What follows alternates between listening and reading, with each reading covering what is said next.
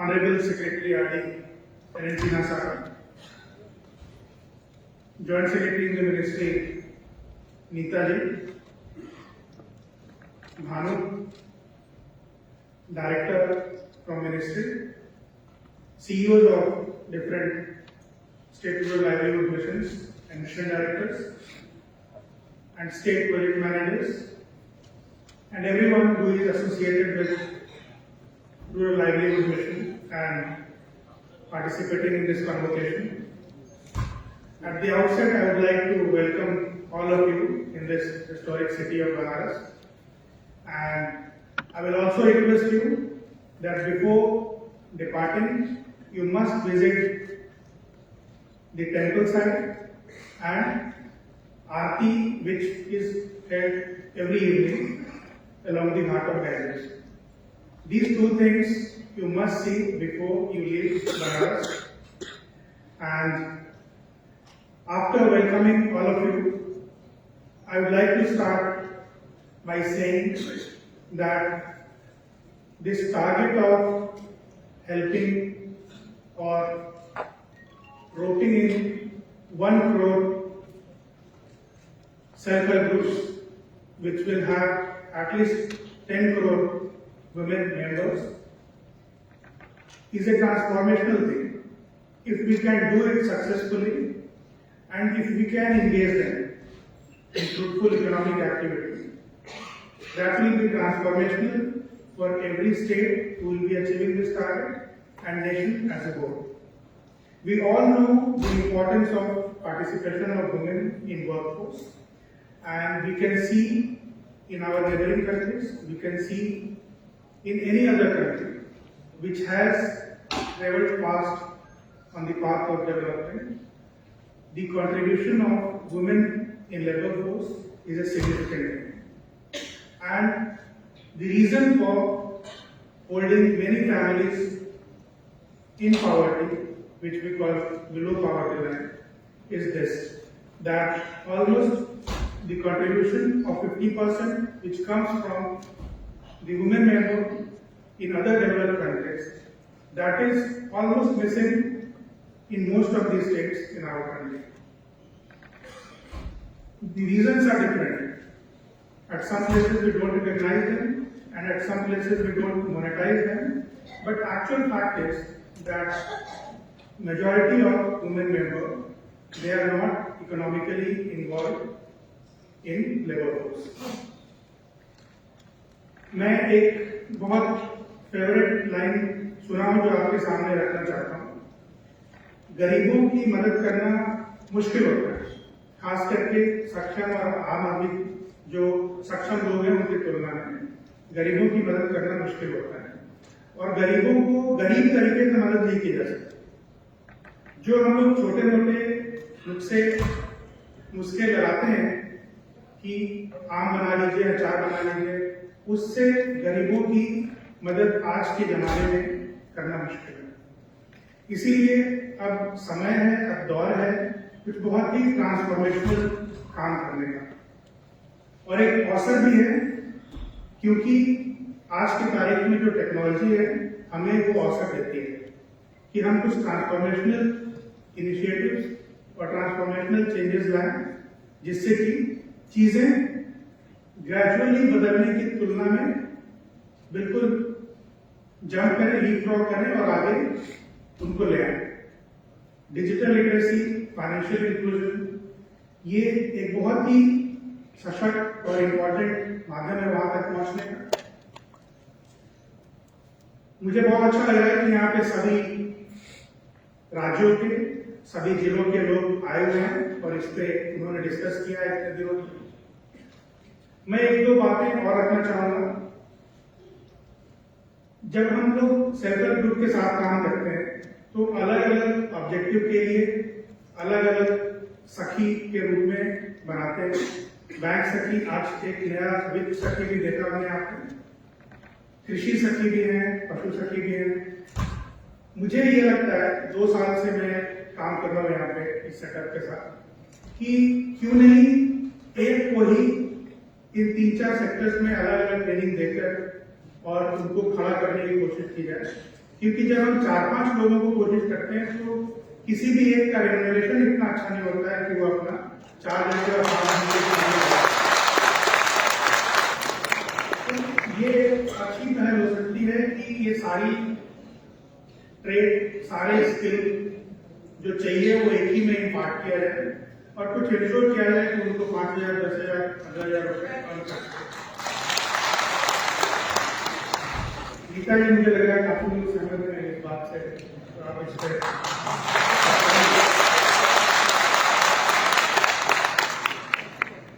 मैं आपको एक और चीज बताना चाहूंगा कि अगर सही मौका मिले तो काफी उत्साह है और काफी ताकत है जो गांव में महिलाएं हैं काम कर रही है इस पर। सिर्फ एक इम्पार्शियल और अच्छा मौका मिलना चाहिए। मैंने जो शुरू में टेक्नोलॉजी की बात कही वो एक अवसर देता है कि हम बगैर किसी इंटरमीडिएरी के उन तक सही बात और सीधी बात पहुंचा सकें और उसका काफी फायदा मिल सकता है। हम लोगों ने सीखा ये बीसी सखी का जो प्रोग्राम यूपी में लॉन्च हुआ उसको एक्सपेरिमेंट करते हुए, उसको लागू करते हुए हमने सीखा। शुरुआत ये थी कि हमने सभी पीएसयू बैंक्स की बैठक की थी और सभी ने ये कहा था उस बैठक में कि कोई चांस नहीं है, कोई स्कोप नहीं है और बहुत कम अर्निंग होती है। यहाँ भी हम सुन रहे थे कि 100 ट्रांजेक्शन या 400 ट्रांजेक्शन तो होने चाहिए। बात सही है, नंबर ऑफ ट्रांजेक्शन ज्यादा होने चाहिए, कमीशन के रेट भी नीचे आ रहे हैं, लेकिन आज भी बहुत ज्यादा स्कोप है और बहुत ज्यादा जरूरत है अगर हम गांव में इस तरह की फाइनेंशियल सर्विस लोगों को मुहैया करा सकें। यूपी जैसे स्टेट में साल भर में 70,000 करोड़ का डीबीटी डिफरेंट प्रोग्राम्स में होता है, जिसमें किसान सम्मान निधि है, नरेगा है, पेंशन है और इस पैसे को ड्रॉ करने के लिए बहुत से लोग आज भी बैंक में जाते हैं और एक दिन अपना समय खराब करते हैं और इस तरह की चीजें उनको देखने को मिलती हैं। बहुत से लोग ऐसे भी होते हैं जो वहां तक नहीं पहुंच सकते हैं, इतने बुजुर्ग हैं या बीमार हैं, वहां नहीं जा सकते। अगर उनके घर में ये सर्विस मिले तो उनके लिए इससे बड़ी नेमत, इससे बड़ा तोहफा कुछ नहीं हो सकता। मैं इस प्रेजेंटेशन के बारे में एक एक स्लाइड पे बात करूं, उससे बेहतर मैं समझता हूं कि आप एक छोटी सी ये फिल्म देखें और उससे आपको काफी कुछ आइडिया लगेगा कि थोड़े से ट्रेनिंग में और थोड़े से हैंड होल्डिंग से कितना ज्यादा तेजी से ये लोग आगे बढ़ते हैं और किस कॉन्फिडेंस के साथ ये काम करते हैं और बात करते हैं। जो मैंने कहा कि गरीबों की मदद करना मुश्किल है और हमने जो रास्ता अख्तियार किया है वो एंटरप्रेन्योरशिप का है। हमने अपने काम के दौरान ये देखा है कि एंटरप्रेन्योर बनना, एंटरप्राइज रखना और कॉन्ट्रैक्टर बनना, सरकार के सिस्टम में काम करना, ये दोनों बड़े मुश्किल काम है। इसीलिए मैं ये मानता हूं कि जो एंटरप्राइज चला सकता है और जो कॉन्ट्रैक्टर के रूप में हम लोग के साथ काम करते हुए प्रोजेक्ट को इम्प्लीमेंट कर सकता है, ये दोनों ही तरह के लोग हम लोगों से ज्यादा काबिल हैं और ज्यादा एंटरप्राइजिंग हैं। आप इस फिल्म को देखें और उसके बाद फिर हम लोग डिस्कस करें।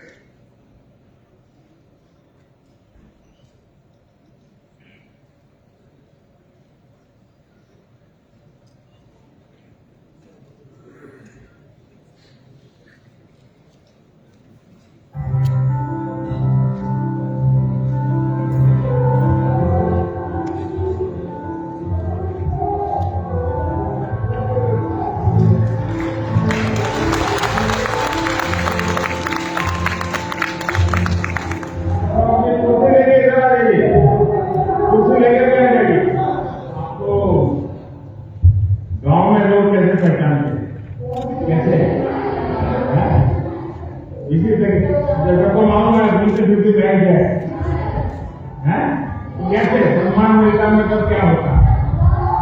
एक बताइए। और हमारी और जब वहाँ पर जो गरीब लोग तो उनसे चला नहीं जाता, तो फिर उनके घर जाए पैसे निकाल के आती तो हम ये कहते हैं ना हमें मत दो, हमारे प्रधानमंत्री जी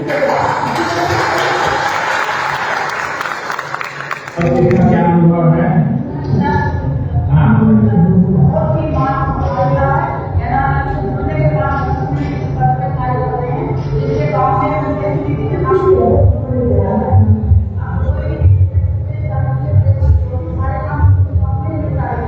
आप लोगों को मिलके कहते हैं कि लोग आपको घूमते हैं, कैसे करते हैं? जब जाते हैं कैसे क्या करते हैं, कैसे बात करते हैं, मुझे समझाइए।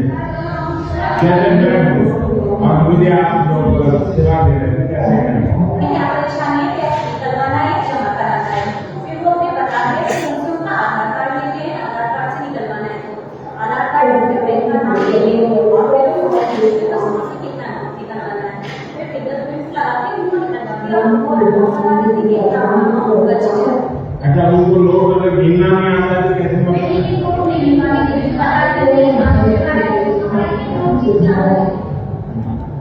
किसी सबसे बुजुर्ग व्यक्ति को जिसने सबसे ज्यादा मदद की, ऐसा कौन है? एक जन आगे जो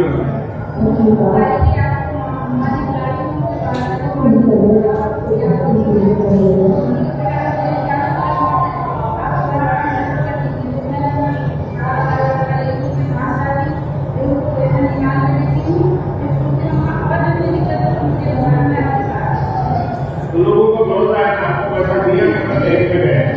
अच्छा, गाँव में तो महिलाओं को अपनी साड़ी के ऊपर पैसा बांधने की आदत है, या तो फिर अपने किचन में अनाज जो है उसी में डालते रहते हैं, उनको क्या है?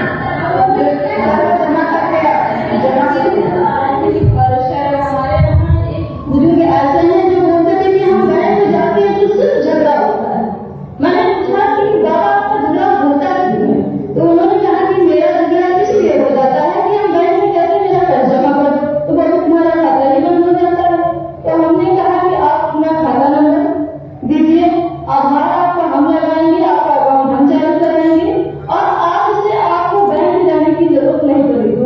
आज से उनका जो है अगर धान बेचे या गेहूँ वो बनिया के पास हमेशा था, लेकिन सर आप वो मुझे 50,000 लाख देते हैं, बोलते बेटा ये लो तुम बांटो, और हमारा तो अगर हमारा ओडी चला जाता है और हम क्या करते हैं, ओडी से ले जाकर के उनके खाते में ट्रांसफर कर देते हैं। सर एक मेरी तो बचत हो गई कि बैंक में कम जमा करो। आप लेकर के जाती हैं, आपके हिम्मत कर रहे हैं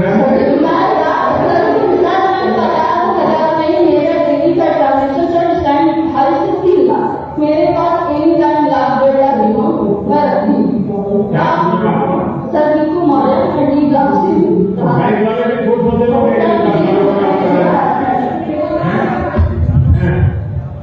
मेरे गाँव में करीब 5 किलोमीटर दूर पड़ता है, इसलिए काफी लोगों को जाने में दिक्कत होती है सर। तो हमने जब बैंक की उनको सुविधाएं दी तो वो लोग हम लोग बहुत खुश हुए और काफी उनको आशीर्वाद दिया कि मुझे जाने में बहुत दिक्कत हो रही थी। अगर जब हमने ट्रेनिंग किया था हमने ये मेरा अच्छा है, जब हमने ट्रेनिंग किया तो ये 2 महीने से ज्यादा ट्रेनिंग किया सर। हमने अपना ट्रेनिंग कर दिया। आज मेरा बेटा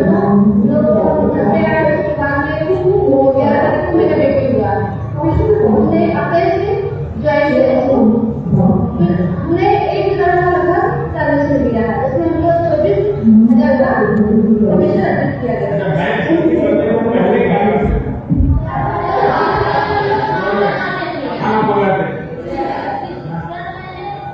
पहले जब मैंने बैंक में काम नहीं करती थी सर, मैंने खाना बनाती थी और मेरा उतना इज्जत सम्मान नहीं था जितना मुझे अब बढ़ा है।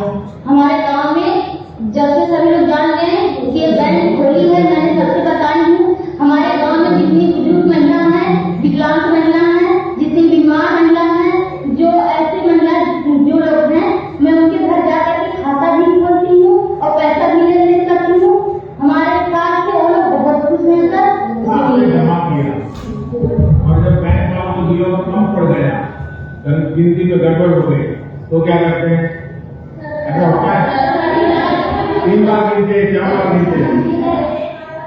बहनों का ऐसा होता है, जब भी उनको काम का मौका मिलता है वो अद्भुत करके दिखाते। यानी आपको मेरी बहुत बहुत बधाई।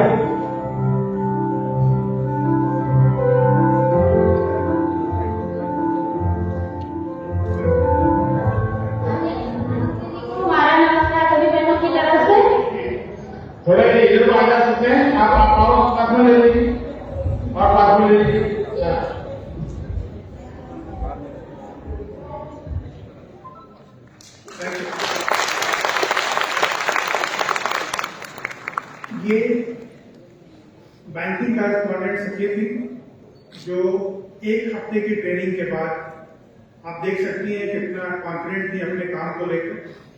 और इसमें जो टॉप अर्नर हैं वो पिछले 10 महीने में she has earned as a commission almost 2.25 lakh रुपए।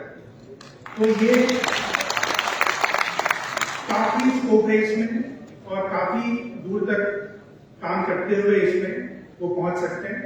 थोड़े सपोर्ट की जरूरत है और वो सपोर्ट आप तभी दे सकते हैं या हम तभी दे सकते हैं जब एक अच्छी मॉनिटरिंग की व्यवस्था हो। अगर हम किसी चीज को वैल्यू करते हैं तो उसे मॉनिटर करना होता है, ये हम सब जानते हैं। इसीलिए किस सेक्टर में यानी किस जिले में कहाँ पे कौन सी पीसी एक्टिव नहीं है, काम नहीं कर रही है, मशीन खराब है, क्या वजह है, ये एक डे टू डे मॉनिटर करने की व्यवस्था एक बनी हुई है जिसकी वजह से हम लोग इस मुकाम पर पहुंच पाए हैं। एसआरएलएम का जो मकसद है वो गरीबों को ऑर्गेनाइज करने का है, उनको एक साथ संगठित करने का है और उसका मकसद ये है कि वो किसी न किसी इकोनॉमिक एक्टिविटी में इंगेज हो या एक दूसरे को सोशल सिक्योरिटी सपोर्ट करें, एक दूसरे को साथ रखे, उनको उनकी हिम्मत बढ़े किसी भी काम को करने के लिए। और ये दोनों ही मकसद बहुत ही अच्छे हैं और इसमें एसआरएलएम काफी हद तक सक्सेसफुल हो रहे हैं। लेकिन हम लोगों को ये बात हमेशा ध्यान रखनी चाहिए कि जो हमने एसएचजी को ऑर्गेनाइज किया है, बीओ को ऑर्गेनाइज किया है, सीएलएफ को ऑर्गेनाइज किया है, वो कोई ना कोई इकोनॉमिक एक्टिविटी में जरूर लगे। अदरवाइज सिर्फ मिलना बैठक करना ये 2-3 महीने तक तो चल सकता है, लेकिन इसको लंबे समय तक सस्टेन करने के लिए ये जरूरी है कि उन बैठकों से, उन मीटिंग से उन महिलाओं को कुछ न कुछ इनकम हो, तभी वो इससे जुड़े रह सकते हैं। इसके आगे एक फिल्म थी जिसमें हम लोग टेक होम राशन बना रहे हैं और 202 प्लांट लग रहे हैं। अभी लगभग 40 प्लांट लग चुके हैं और 8-10 प्लांट चल रहे हैं। उसमें आईसीडीएस के अंडर जो भी सप्लाई होता है पूरे स्टेट में वो लगभग 4000 करोड़ का सप्लाई होता है पूरे साल में, वो बिजनेस इनको मिल रहा है। तो मुख्यमंत्री जी ने यहाँ पे ये कहा है कि टीएचआर का, टेक होम राशन का जो भी डिलीवरी होगा और मैन्युफैक्चरिंग होगा वो सेल्फ हेल्प ग्रुप की महिलाएं ही करेंगी। ये एक बहुत बड़ा निर्णय है। उस क्रम में हम लोग इनको ट्रेन कर रहे हैं और काम कर रहे हैं। लेकिन अभी तक जो प्लांट लगे हैं उससे हम लोग का जो एक्सपीरियंस है कि WCD मिनिस्ट्री ने जो तय किया हुआ है कि 8.5 या 9.5 रुपए पर यूनिट को पे करते हैं, वो 2017 का है और अभी उतने में रॉ मटेरियल भी इनका नहीं आता। मैं ये एग्जाम्पल सिर्फ इसलिए दे रहा हूँ कि हम लोग यहाँ किसी भी बिजनेस को करने के लिए जो सिस्टम है वो उतना स्ट्रेट फॉरवर्ड नहीं है।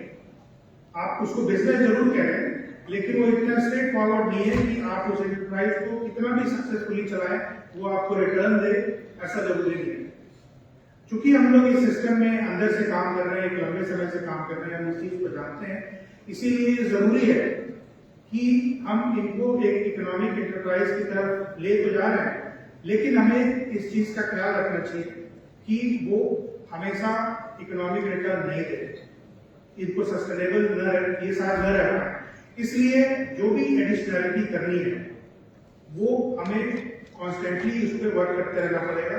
जैसे इस केस में हम लोग ये बना रहे हैं कि 17 से लेकर 22 तक क्या हाइक है, अभी यूक्रेन वॉर की वजह से रॉ मटेरियल में क्या प्राइस हाइक हुआ, इन सब चीजों को लेकर कुछ एडिशनल फंडिंग इनकी की जानी चाहिए अगर इसको हम सस्टेन तरीके से चलाना चाहते हैं। एक इंटरप्राइज में 20 महिलाएं काम कर रही है जिनको 8000 रुपए पर मंथ का रिम्यूनरेशन पे मिलता है। तो ये प्योर इकोनॉमिक्स जो बहुत अच्छे और बहुत बड़े बिजनेसेस हैं उनमें भी नहीं चल पाता है। इसीलिए जब इन महिलाओं के इंटरप्राइज बनाते हुए हम कोई बिजनेस में जा रहे हैं तो उसे सस्टेनेबल बनाने के लिए जो समय समय पर इंपॉर्टेंट इंटरवेंशंस हैं, सप्लीमेंट्री इंटरवेंशंस हैं, वो बहुत जरूरी है। मैं अपनी बात यहीं पर समाप्त करूंगा। एक बार secretary RD government of India Sinha साहब को, नीता जी को धन्यवाद देते हुए, यूपी सरकार की ओर से आभार व्यक्त करते हुए, आप सबका आभार व्यक्त करते हुए कि आप सब अपना समय निकालकर बनारस तक आए। धन्यवाद, नमस्कार।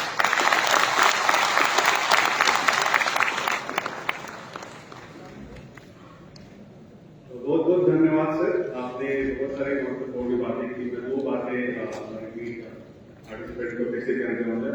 बीसी सिटी का मॉडल हमने देखा है, उत्तर प्रदेश का एग्जाम्पल हम डे 1 से बात कर रहे हैं कि इसको दूसरे राज्य सीख करके कैसे स्केलिंग ऑफ इम्प्लीमेंट कर सकते हैं। दूसरे इनफैक्ट बीसी सिटी मॉडल सिर्फ डोर से बैंकिंग का जरिया नहीं है, जैसा आपने वीडियो में देखा। इनफैक्ट ये एक एंटरप्रेन्योरशिप है, उनकी लाइवलीहुड जनरेट करने में मदद कर रही है। और तीसरा इनफैक्ट वुमेन एम्पावरमेंट का, जैसे हमने देखा कि बीसी सिटी मॉडल कैसे हो रही है, वुमेन एम्पावरमेंट का एक बहुत बड़ा जरिया है। दूसरी सर ने बहुत इंपॉर्टेंट बात की, जिसको नेशनल मिशन भी धीरे धीरे स्टेट के साथ बात कर रहा है, कंसोलिडेशन ऑफ कैडर्स। जितने कार्य बढ़ रहे हैं, जरूरी नहीं है कि you should have a different cadre for different activity, rather one cadre should do the multiple activity so that she should earn it sustainably. तो धन्यवाद सर। Now, in fact, कार्यक्रम को आगे बढ़ाते हुए, in fact, one of the most important stakeholders that we have is the CEOs, mission director, regional CEO of various SRLs, और in fact they act as an angel. तो जिधर वो guide करेंगे, SRL में जो बॉगी उधर ही आए। So it's a time to hear from the reflection and feedback from the CEOs. So I would like to open the forums and like reflection from the CEOs based on the challenges that we have seen, based on the strategy that we have seen presented by Jayesh Madam or Saurabh also. So I'd like some reaction from the CEOs. Can we have the volunteer for the mic, please?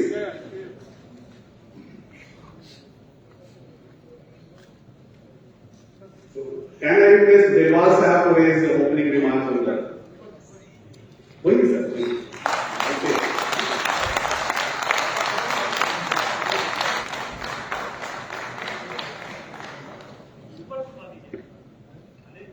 Sir,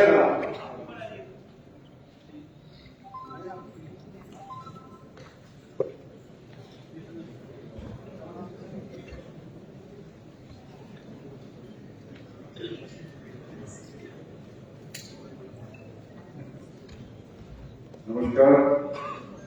My name is Alan Megwal. I am the CEO of Madhya Pradesh SRL. In fact,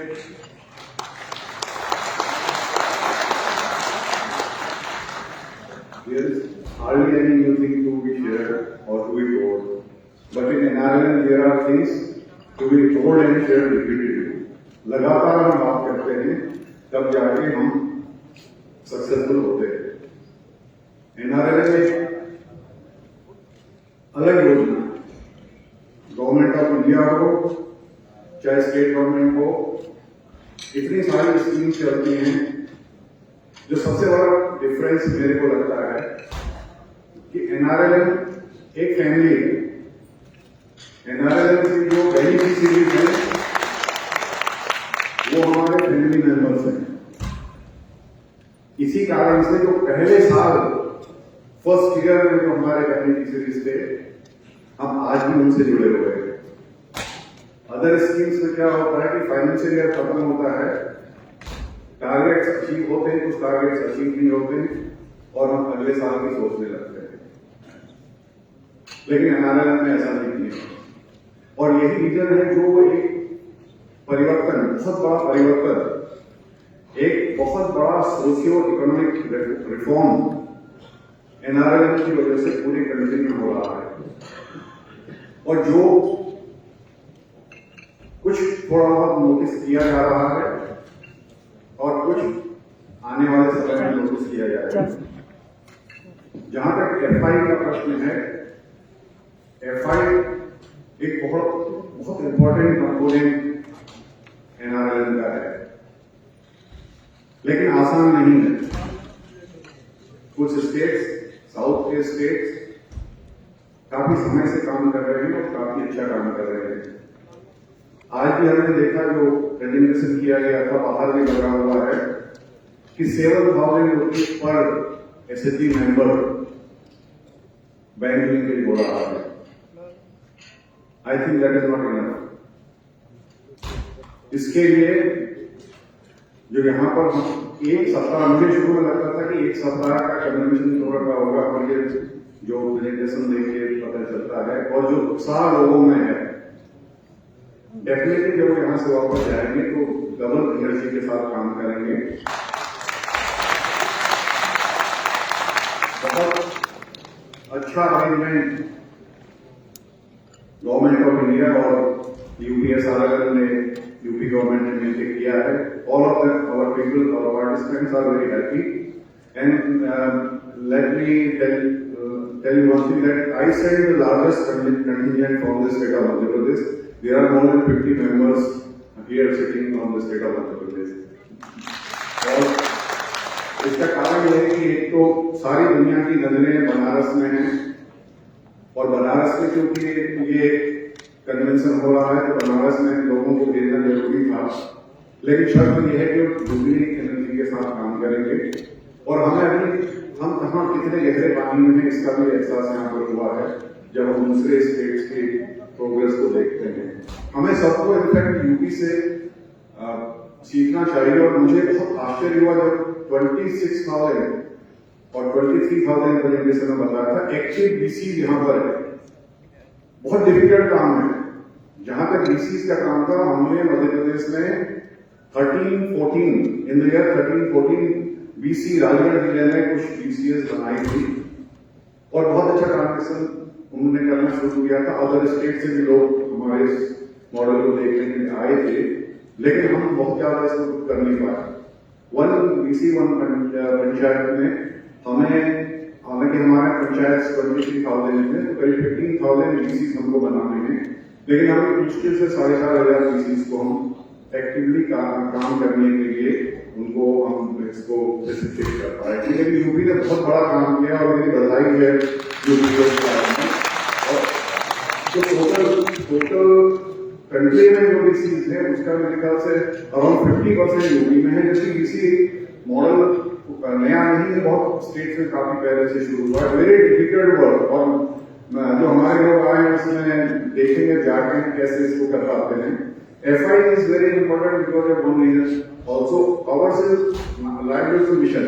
नाम ही livelihood है, लेकिन livelihood enhancement का जो हम काम किए हैं वो जब तक फाइनेंशियल इंक्लूजन हम अच्छी तरह से नहीं कर पाएंगे, नहीं समझ पाएंगे, नहीं समझा पाएंगे. फाइनेंशियल लिटरेसी का यहाँ तक प्रश्न है. फाइनेंशियल लिटरेसी हम अपने जो कमिटी मेंबर्स हैं उनको एक बार एक हफ्ते की ट्रेनिंग या 3 दिन की ट्रेनिंग देना is not enough. It is a continuous process.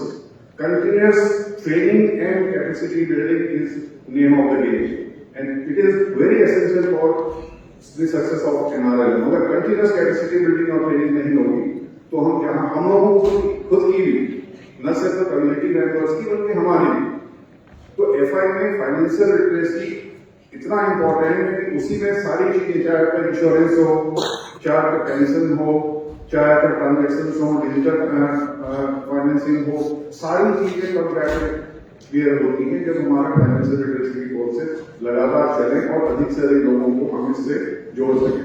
Reserve bank of India का मैंडेट है फाइनेंशियल लिटरेसी का. अगर हम स्टेट्स में उनके साथ कोलैबोरेट करते हैं तो बहुत बड़े संख्या में वो हमारे SHG मेंबर्स को ट्रेन कर सकते हैं. We have already started in the state of Madhya Pradesh.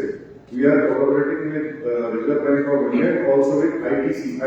ITC के साथ भी हमने एक मेमोरेंडम किया, MOU किया है कि वो हमारे लोगों को, अधिक से अधिक लोगों को फाइनेंशियल लिटरेसी में ट्रेन करे. इसके बाद आता है जो सबसे इम्पोर्टेंट चीज है, जो मैं अपने एक्सपीरियंस के साथ आप लोगों के साथ शेयर कर रहा हूँ. जो हमारा बैंक लिंकेज तो हो जाता है, केसेस सैंक्शन हो जाते हैं, बट हमारे लोगों को उस पैसे को एब्जॉर्ब करने की कैपेसिटी नहीं है. अगर SHG का 1 लाख का लोन सैंक्शन होता है और 1 लाख का DP बैंक लगाता है तो हमारे डॉलर के लिए 80,000, 50,000, 40,000 जाते हैं. लेकिन जो हमारे सबसे गरीब लोग हैं, forest of the poor in SHG, वो बेनिफिट कम हो रहे हैं. कई जगह आप देखेंगे पाएंगे कि गैप पड़ रहा है उनके बीच में, जो हमारे SHG members were the poorest of the poor basically, लेकिन उनमें गैप बन रहा है. जब सेकंड थर्ड लिंकेज पर हम जाते हैं तो कुछ लोग ऐसे, कुछ मेंबर्स हैं जो बार-बार लोन लेते हैं और कुछ लोग ऐसे हैं जो लोन नहीं लेते हैं. तो यहाँ पर हमारा रोल बहुत इंपॉर्टेंट हो जाता है. जो सबसे गरीब है उसकी रिस्क टेकिंग कैपेसिटी नहीं है, उसको अपने आप पे कॉन्फिडेंस नहीं है. वो कॉन्फिडेंस हमें उसे दिलाना है कि आप भी लीजिए लोन, आप 10,000 का लीजिए और उसको इंटरवेंशन बताने हैं.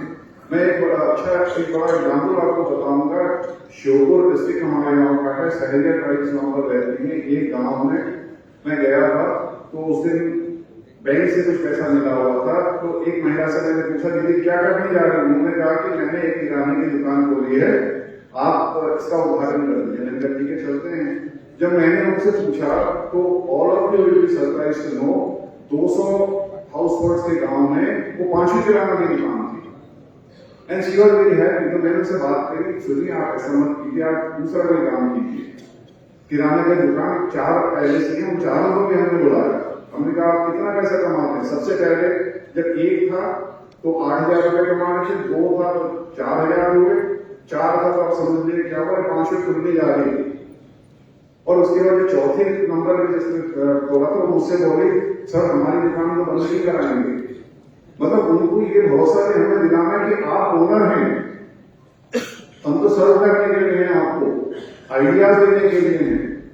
अगर उनको हम किराने के बजाय कोई दूसरा इंटरवेंशन शायद बताए होते तो उनका जो लोन भी एब्जॉर्ब होता, लोन एब्जॉर्ब इसलिए होता कि उनका सेल अच्छी होती। और हम एनआरएल में कह रहे हैं कि 1 लाख रुपए कम से कम कमाना है, तो ये हमारी बहुत बड़ी रेस्पॉन्सिबिलिटी एफआई टीम की भी है। हम ये ना सोचे कि लाइवलीहुड्स की टीम करेगा, एनईडी की टीम करेगा, एग्रीकल्चर की टीम करेगा। हमें in coordination in cooperation with ये भी दिखाना है कि कौन कौन सी एक्टिविटीज वाइबल है। इसलिए जो एमसीपी है या एमआईपी है वो बहुत इंपॉर्टेंट है। एमआईपी और एमसीपी अगर हम बना के, ऐसे भी केसेस में देखे कि एमसीपी बना हुआ है, हमारी दीदी का बना हुआ उसने दिखाया, लेकिन जब हमने कहा बताइए क्या लिखा है तो उन्होंने अपने घर में टाइल्स वाले मकान में ऊपर से निकाला उस डॉक्यूमेंट को, बोले हमारा एमसीपी बना है। तो बोला दीदी लिखा क्या है? बोले पता नहीं क्या लिखा है, लेकिन बनाया है। तो उनको लगातार सेंसिटाइज करना, उनको एक्टिवेट करना, ये हमारा काम है। और ये हम अगर करेंगे तो डेफिनेटली जो हमारे जो आज बताया कि फ्यूचर में क्या करना चाहते हैं, 25-26 का हमारा विजन क्या है, वो विजन हम तभी अटेंड करेंगे। हमारा जो भी हम लोन लेके बैंकर्स को बनाना बहुत डिफिकल्ट काम है, बहुत डिफिकल्ट है। क्योंकि ब्रांच मैनेजर चेंज हुआ तो अगला ब्रांच मैनेजर बोलेगा नहीं रुक जाइए, बाद में आइए, ऐसा कीजिए वैसा कीजिए। लेकिन अगर हम उनको नहीं मना सकते थे, हमारी आवश्यकता नहीं है इसीलिए हम मनाने के लिए। अगर एनआरएल भी नहीं कर सकती तो कौन करेगा? तो ये कला हमको आनी चाहिए। We should learn this art कि कैसे हम बैंक मैनेजर को बताएं कि साहब, बैंक मैनेजर को सिर्फ एक चाहिए, बैंक को एक कॉन्फिडेंस की चाहिए कि मेरा जो पैसा दिया है वो पैसा टाइमली वापस आ जाए। टाइमली वापस पैसा आएगा तो इंटरवेंशन ऐसा होना चाहिए जिसमें फायदा हो, ताकि पैसा लौटा सके। तो ये हम सबको बताना चाहिए, बैंक को समझाना चाहिए। अदरवाइज बैंक का मैं एग्जाम्पल मध्य प्रदेश का बताऊं तो पिछले साल हमने 2 लाख केसेस बैंक में सबमिट किए और अल्टीमेटली 85,000 केसेस ही सैंक्शन पर डिस्बर्स हुए, 85,000। और वो तब हुआ जब हमारे माननीय मुख्यमंत्री जी पिछले 6 महीने में जो सेकेंड हाफ था 21-22 का, सेकेंड हाफ में हर महीने या हर तीसरे महीने उन्होंने बैंकर्स को बुलाया और उनको सेंसिटाइज किया। और the only topic of discussion was bank linkage of SRL. उसके बाद ही हमारा जो टारगेट था उसको हम अचीव नहीं कर पाए। What I am trying to say is it is very difficult जो हमारे और पीपल से कि साहब हम तो बैंक में गए, बताया, हमने लगा दिया केस और ब्रांच मैनेजर साहब से बात हुई नहीं। ब्रांच मैनेजर साहब को बताना पड़ेगा साहब कि पैसा, और जबकि एनपीए इतना कम है, एनपीए इतना कम है, उसके बाद भी ऐसा नहीं होता है। Sometimes what happens is that what our SHG members need, SHGs need a good loan. And what is a good loan? Good loan is timely and adequate. मेरे को अपने खेत में फसल बोनी है, बीज चाहिए, खाद चाहिए, और हमने 1 लाख रुपए का अगर तुमने लोन अप्लाई किया है, बैंक वाला बोलेगा 80,000 ले जाओ और 15 दिन 20 दिन बाद ले जाएगा, वो नहीं चाहिए। What is happening ultimately our people are going to the MFIs. MFIs में जा रहे हैं, बड़ी बात नहीं है, लेकिन MFIs के 20%, 30%, 40% लोग उसका रेट ऑफ इंटरेस्ट है। सर्विसेज उनकी अच्छी है, डोर स्टेप पे आते हैं, वहीं पर पैसा देते हैं, और जब वापस करना हो 1 हफ्ता 10 दिन पहले बता देते हैं कि हमारा पैसा वापस करो, इस तारीख को हम आएंगे, आप पैसा तैयार रखो। लेकिन जब जरूरत है, हमें एक गुड लोन चाहिए, तो उस समय लोग इतना इंटरेस्ट रेट के लिए भी इतना माइंड नहीं करते, हम लोग भी नहीं करते। अगर हमको भी अपना कुछ काम हो, पैसा चाहिए जल्दी में, अगर जहां से हमें रेट ऑफ इंटरेस्ट ज्यादा तो हम ले लेते हैं, लेकिन अल्टीमेटली लॉन्ग रन में इसका हमारा कम्युनिटी का नुकसान है। तो मैं आप सभी लोगों को बहुत बहुत शुभकामनाएं देता हूँ। मैं यूपी SRL को बहुत बहुत धन्यवाद देता हूँ, इतना बड़ा कन्वेंशन इतने अच्छे तरीके से इतना सक्सेसफुली किया है। और MORD का भी धन्यवाद देता हूँ कि नेक्स्ट कन्वेंशन जब भी होगा तब आज से हम कंपेयर करेंगे कि क्या फर्क इस कन्वेंशन का हुआ, और मेरे को लगता है कि जो भी हमने अब तक अचीव किया उसका डबल अचीव हम नेक्स्ट कन्वेंशन तक करेंगे। Thank you very much.